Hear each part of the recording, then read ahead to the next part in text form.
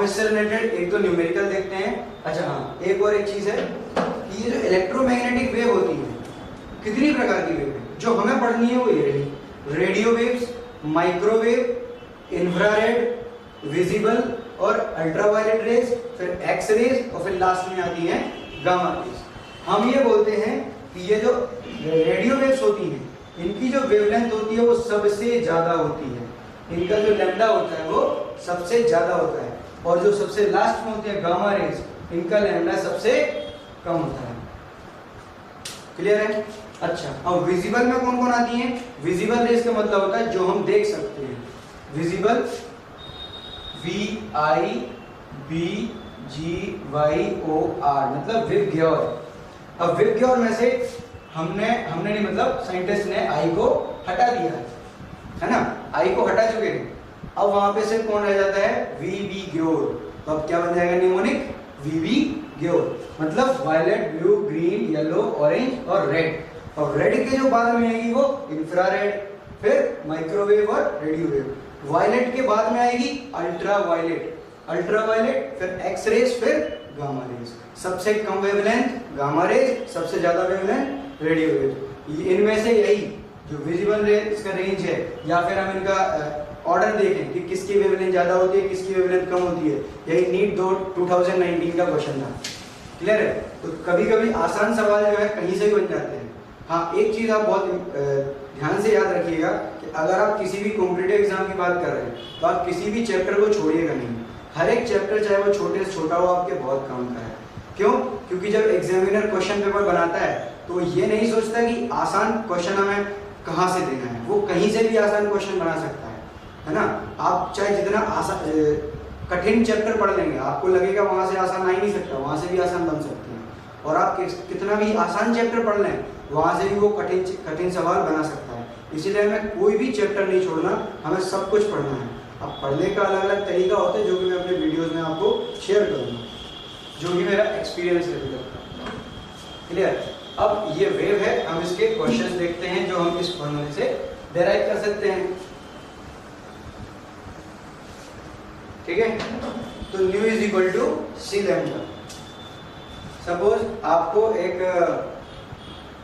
Question दिया है, if wavelength lambda दिया है आपको 3 इंटू 10 की पावर माइनस 5 मीटर, 3 इंटू 10 की power minus 5 metre. Find frequency of this wave. मतलब आपको क्या दिया है? किसी वेव का लैम्डा दिया है, वेवलेंथ दी है, आपसे बोला है न्यू निकालने के लिए। तो न्यू इज इक्वल टू सी की वैल्यू हमें पता है 3 इंटू 10 की पावर 8। अब चूंकि हम क्या बात कर रहे हैं, ऊपर हमने मीटर पर सेकंड में लिया है, तो आपने अपना पढ़ा होगा जब यूनिट और डायमेंशन अगर आपने फिजिक्स में थोड़ा बहुत भी पढ़ा है तो उसमें क्या होता है कि आप किसी चीज को तभी जोड़ सकते हैं, मतलब ऐड कर सकते हैं, सब्सट्रैक्ट कर सकते हैं, या मल्टीप्लाई कर सकते हैं, या डिवाइड कर सकते हैं। तभी डिवाइड कर सकते हैं या तभी कर सकते हैं जब उनकी यूनिट्स सेम हो। अगर उनकी यूनिट्स अगर एसआई में है तो एसआई ही लीजिए, अगर सीजीएस यूनिट है तो सीजीएस यूनिट में ही दोनों को लीजिए। तो मैंने अगर ऊपर वाले मीटर पर सेकंड में लिया तो नीचे भी मीटर में ही लेना पड़ेगा। तो जितना दिया है आपको उतना लिख दीजिए, 3 इंटू 10 की पावर माइनस 5। मैंने कैलकुलेशन आसान करने के लिए वैल्यू ली थी। 10 की पावर माइनस 5 ऊपर जाएगा तो कितना हो जाएगा? 10 की पावर 8 इंटू माइनस 5 जगह ऊपर तो हो जाएगा प्लस 5। अब दोनों मल्टीप्लाई करना है, और अगर बेस सेम होती है तो पावर क्या हो जाती है? ऐड हो जाती है। मतलब 8 और 5 क्या हो जाएंगे? जुड़ जाएंगे। तो 10 की पावर 8 और 5 कितना हो जाएगा? 30। ये क्या आ जाएगी? इसकी हर्ट्ज में आएगी, क्योंकि फ्रीक्वेंसी की जो यूनिट होती है वो क्या होती है? हर्ट्ज। हर्ट्ज एक साइंटिस्ट थे जिन्होंने फ्रीक्वेंसी की डिस्कवरी की, इसलिए उन्होंने अपने ही नाम के बेस पे यूनिट्स को डिसाइड किया। अच्छा, ये इनसे न्यूमेरिकल बनेगा, सबसे बेसिक है, और जो आगे आएंगे वो मैं अच्छे न्यूमेरिकल कराऊंगा आपको। क्लियर? अब एक नया टॉपिक इसके बाद आता है जो, वो है प्लैंक्स क्वांटम थ्योरी। क्या है? Planck's quantum theory. Planck's quantum theory है क्या एक्चुअली में? तो प्लैंक्स एक साइंटिस्ट थे जिन्होंने ये थ्योरी दी थी, अपने ही नाम पे दे दी, जाहिर सी बात है, प्लैंक्स क्वांटम थ्योरी। इस थ्योरी के बारे में ये कहा जाता है, इस थ्योरी ने ये बोला कि जो भी इलेक्ट्रोमैग्नेटिक रेडिएशन होगी, कोई भी इलेक्ट्रोमैग्नेटिक रेडिएशन है, आपको लगेगा जैसे आप अगर आप आसपास कोई लाइट देखोगे ना तो आपको नॉर्मल लगेगा, हाँ सब कुछ नॉर्मल है, बट जो लाइट होती है वो कंटिन्यूअस नहीं होती है, बीम नहीं होती है लाइट की, वो छोटे छोटे छोटे छोटे पार्टिकल से मिलकर बनी होती है। अगर हम लाइट की बात करते हैं तो उन पार्टिकल्स को बोलते हैं फोटोन। वो पार्टिकल्स एनर्जी के होते हैं, क्योंकि आपने पढ़ा होगा light is a form of energy. तो जो लाइट होती है वो छोटे छोटे जो स्मॉल पैकेट्स होते हैं एनर्जी के, जिनको अपन फोटॉन्स कहते हैं। बट अगर हम किसी दूसरी इलेक्ट्रोमैग्नेटिक वेव की बात करेंगे तो वहाँ पे हम वर्ड यूज करेंगे क्वांटम, क्योंकि लाइट तो एक इलेक्ट्रोमैग्नेटिक वेव है ना, कई सारी इलेक्ट्रोमैग्नेटिक वेव है। क्लियर? तो प्लैंक्स क्वांटम थ्योरी ने क्या बोला कि जितनी भी इलेक्ट्रोमैग्नेटिक रेडिएशंस हैं या इलेक्ट्रोमैग्नेटिक वेव्स हैं वो सारी की सारी स्मॉल एनर्जी पैकेट से मिलकर बनी होती हैं, जिनको अपन क्या कहते हैं क्वांटम। और अगर लाइट की बात की जाए तो यही क्वांटम को हम बोलते हैं फोटोन। क्लियर है? अच्छा, अब फोटोन है, फोटोन की बात कर रहे हैं, किसकी बात कर रहे हैं? Photon. What is photon? Proton नहीं, photon. Photon is a energy packet, energy packet जो कि बहुत छोटा होता है, इससे छोटा कुछ भी नहीं है, फोटोन को आप नहीं तोड़ सकते। क्लियर? तो photon is a energy packet. अच्छा, अब इस एनर्जी पैकेट है मतलब इसकी एनर्जी भी होगी, तो बस प्लैंक्स ने इसी फोटोन की एनर्जी के बारे में रिलेशन दिया। कैसा रिलेशन दिया कि किसी भी फोटोन की जो एनर्जी होगी, किसी भी फोटोन की जो एनर्जी होगी वो डायरेक्टली प्रोपोर्शनल होगी उस लाइट की फ्रीक्वेंसी की। क्या समझ में आया? कोई भी फोटोन की एनर्जी के बारे में अगर हम पता करेंगे तो उसकी जो एनर्जी होगी वो डायरेक्टली प्रोपोर्शनल होगी उसकी फ्रीक्वेंसी के। क्लियर है? अच्छा, अब डायरेक्टली प्रोपोर्शनल का साइन आता है तो क्या होता है वहां पे? कोई ना कोई कांस्टेंट आता है, तो E is equal to H into nu. अब H प्लैंक ने दिया था तो इसका नाम हो जाएगा प्लैंक्स कांस्टेंट। क्या नाम हो जाएगा? Planck's constant. प्लैंक कांस्टेंट है तो भाई इसकी कोई वैल्यू भी होगी, तो H is equal to 6.6 into 10 की power minus 34 joule into second. Joule क्या है? SI यूनिट है, SI यूनिट याद रखना, अभी मैं अच्छा क्वेश्चन कराऊंगा इसमें। 6.6 इंटू 10 की power minus 34 joule into second. Formula क्या बन गया? E is equal to H nu. अच्छा, एक फॉर्मूला अभी हमने पढ़ा था लाइट लास्ट में, कौन सा पढ़ा था?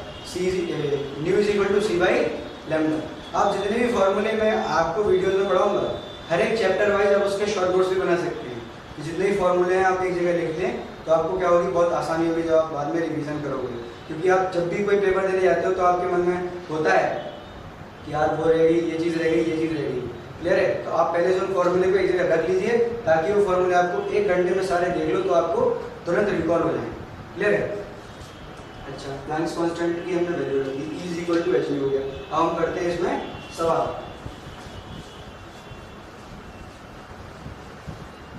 देखिए कितने प्रकार के सवाल बनेंगे।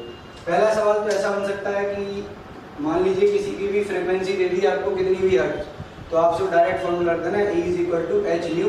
E की वैल्यू पर H की वैल्यू भी मैंने आपको बता दी और न्यू की वैल्यू आपको गिवन रहेगी, तो आपकी एनर्जी जूल में आ जाएगी। आप इसको जूल सेकंड में रखोगे तो एनर्जी भी जूल में ही आएगी।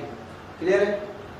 अच्छा, एक और रिलेशन याद रख लो आप, 1 जूल इज इक्वल टू 10 की पावर 7 अर्ग। अर्ग इज SI यूनिट।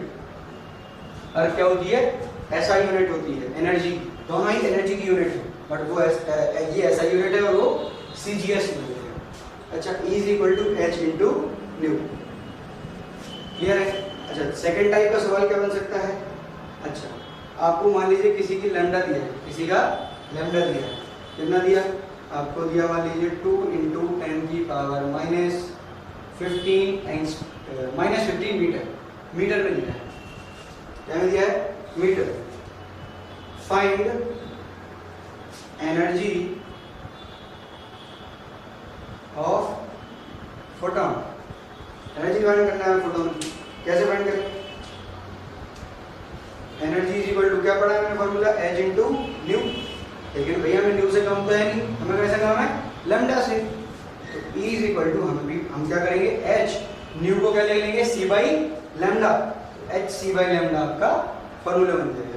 अब इसको सॉल्व करेंगे, h की वैल्यू 6.6 इंटू 10 की पावर माइनस 34 मल्टीप्लाई c की वैल्यू 3 इंटू 10 की पावर 8 डिवाइड बाई, अब लैम्डा रख दीजिए 2 इंटू 10 की पावर माइनस 15। इनको इसको सॉल्व करेंगे तो आपका एक क्वेश्चन जाने कितना सारा टाइम लग जाएगा। अच्छा, अब हम एक ट्रिक याद रखते हैं कि ना ही h की वैल्यू चेंज होने वाली है और ना ही c की वैल्यू चेंज होने वाली है। तो अगर आप इन दोनों को सम करेंगे, तो मैंने लास्ट वीडियो में बताया था आपको कि आपको अप्रोक्सीमेशन करना है, क्योंकि आप कॉम्पिटिटिव एग्जाम की तैयारी कर रहे हो, तो थोड़ा बहुत कैलकुलेशन इधर उधर चलेगा, क्योंकि जो 4 ऑप्शन होंगे वहाँ पे जो वैल्यूज होंगी वो इतनी नज़दीक नहीं दी जाएंगी, वो बहुत दूर दूर होंगी, है ना। बहुत दूर दूर मतलब एक वैल्यू 5 है तो दूसरी 50 होगी। इसका मतलब क्या है, आपको वहाँ पे कैलकुलेशन नहीं करवा रहे हो, ना आपसे कैलकुलेशन करवाना चाहते हैं, आप चाहते हैं कि आपको कॉन्सेप्ट आना चाहिए। अगर आपको कॉन्सेप्ट आता है तो आप किसी भी प्रकार के सवाल कर सकते हैं। अब व्हाट इज कॉन्सेप्ट? कॉन्सेप्ट भी कई सारे लोगों को पता नहीं होता है। कॉन्सेप्ट का मतलब होता है कि आप जो भी पढ़ रहे हो उसकी थ्योरी, उस थ्योरी को हमें यूज कहाँ करना है, उस थ्योरी को यूज कैसे करना है, ये उसका कॉन्सेप्ट कहलाता है। वरना थ्योरी तो लोग याद कर लेते हो, कोई बड़ी बात नहीं है।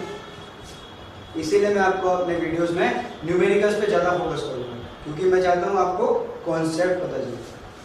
क्लियर है? इसका जब आप टोटल करोगे तो अप्रोक्सीमेट 2 इंटू 10 की पावर माइनस 25 वैल्यू आएगी, और ये आपको याद रखनी है, ये आपको याद रखनी है। इन दोनों का मल्टीप्लाई करने पे 2 इंटू 10 की पावर माइनस 25 आता है। अब हमारे लिए बहुत आसान हो गया सॉल्व करना। देखिए कैसे, 2 इंटू 10 की power minus 25 divide by 2 into 10 की पावर माइनस 15, माइनस 2 से 2 कैंसिल, माइनस 15 से इधर जाएगा तो कितना बचेगा, 10 की पावर माइनस 10। 25 में से 15 गए 10, तो अपनी एनर्जी कितनी आ जाएगी, 10 की power minus 10 joule. Clear? Units का बहुत ज्यादा ध्यान रखिएगा। अगर ये सब जो है हमें ऐसा यूनिट मिल गया है, तो हमें जो वेवलेंथ है यानी लेंथ होती है, लेंथ की जो ऐसा यूनिट है वो क्या है, मीटर, तो हमें इस सबको मीटर में लिखना है। तो जो आपको दिया है वो डायरेक्ट आप यहाँ पे पुट कर दो, वैल्यू आपका आंसर आ जाएगा। सपोज आपसे एनर्जी जो है इलेक्ट्रॉन वोल्ट में पूछी जाती है, फाइंड, मैं इसी क्वेश्चन को ले लेता हूं, find energy in electron volt. ठीक है, मैंने यहाँ पे वैल्यू बता रहा हूं आपको, 1 electron volt is equal to 1.6 into 10 की पावर माइनस 19 जूल। क्लियर है? सपोज आपने एनर्जी को जूल में फाइंड किया है, जूल में आ गई हमारी एनर्जी। क्लियर? अच्छा, हमें इलेक्ट्रॉन वोल्ट में निकालने को बोला है, तो कैसे निकालेंगे? देखिए, सपोज ये एनर्जी हमें जूल में, हमें पता है कि 1.6 इंटू 10 की पावर माइनस 19 जूल कितने इलेक्ट्रॉन वोल्ट के बराबर होता है, 1 इलेक्ट्रॉन वोल्ट। ठीक है, मैं इन सब चीजों को 1 से नीचे ले रहा हूं, मतलब इतने जूल के इतने इलेक्ट्रॉन वोल्ट के बराबर है, तो 1 जूल कितने के बराबर होगा, 1 बाई 1.6 इंटू 10 की पावर माइनस 19 इलेक्ट्रॉन वोल्ट के बराबर होगा। इस वाले मेथड को बोलते हैं यूनिटरी मेथड। ये मेथड में आपको मोल कॉन्सेप्ट में इतने क्वेश्चन करूंगा कि आप इसको कभी भूल नहीं पाएंगे। क्या होता है, अगर इतने जूल इतने इलेक्ट्रॉन वोल्ट के बराबर है, तो 1 जूल इतने इलेक्ट्रॉन वोल्ट के बराबर होगा। मैं इसको इधर से इधर ले गया। अच्छा, अब इतने जूल की इतने एनर्जी है, तो हमें कितने जूल आया था, 10 की पावर माइनस 10 जूल। तो हम क्या करेंगे, 10 की पावर माइनस 10 जूल के लिए हम क्या करेंगे, 1 डिवाइड बाई 1.6 इंटू 10 की पावर माइनस 19 इंटू 10 की पावर माइनस 10 इलेक्ट्रॉन वोल्ट। ये आपकी एनर्जी आ जाएगी इलेक्ट्रॉन वोल्ट। आपको सॉल्व करने के तरीके पता होने चाहिए, यही मैं आपको सिखाऊंगा, क्योंकि थ्योरी सब पढ़ा देंगे। थ्योरी से मैं अकेला नहीं हूँ, आपको दुनिया भर की वीडियोस मिल जाएंगे। न्यूमेरिकल्स को कैसे सॉल्व करना है, कितनी ट्रिक्स होती हैं, कैसे हमें पेपर को वो एनालिसिस करना होता है, ये मैं आपको धीरे धीरे करके सब कुछ आपको बताऊंगा। क्लियर है? तो इतना सब आपको पता होना चाहिए, ये सबसे बेसिक है, इससे बेसिक कुछ भी नहीं है। यूनिट्स में बहुत ज़्यादा फंसाते हैं एग्जामिनर्स, इसलिए यूनिट्स का याद रखेंगे। मीटर में है तो मीटर में, और जिस भी आपको सॉल्व इलेक्ट्रॉन वोल्ट में हम ऐसे सॉल्व कर लेंगे। क्लियर है?